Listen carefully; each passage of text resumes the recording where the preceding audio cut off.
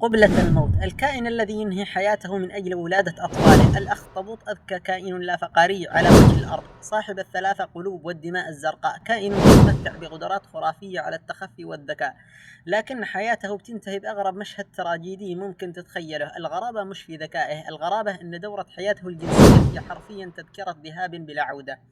بمجرد ما بتنتهي عملية التزاوج بيدخل الذكر والأنثى في حالة غريبة بيسميها العلماء التدهور الحيوي، والذكر بيفقد الرغبة في الأكل تماما، وجسمه بيبدأ يضعف بسرعة ويموت في غضون أسابيع قليلة بعد التلقيح. أما الأنثى في حكايتها هي قمة الألم والتضحية، ولكن المفاجأة الحقيقية هي انتحار الأم. بعدما الأنثى بتضع آلاف البيض بتكرس حياتها لحمايته، والعلماء اكتشفوا برمجة جينية مرعبة بتحصل في جسمها، الصيام حتى الموت. الأنثى بتقعد جنب البيض شهورا وأحيانا سنين في الأعماق من غير ما تأكل لقمة واحدة. تدمير الذات. الغدة البصرية في جسمها بتفرز هرمونات بتخليها تأكل أطرافها أحيانا من الجوع، ومجرد ما البيض يبدأ يفقس وتخرج الصغار، الأنثى بتلفظ أنفاسها الأخيرة فورا.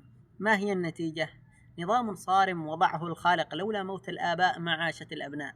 لأن الأخطبوط لو عاش وما ماتش بعد التزاوج كان هيأكل كل الكائنات الحية في المحيط بسبب سرعة نموه وذكائه الجبار. من الذي وضع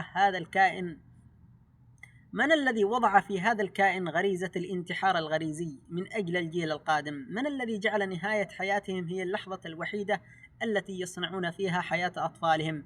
الجواب لا يحمل إلا حقيقة واحدة: صنع الله الذي أتقن كل شيء.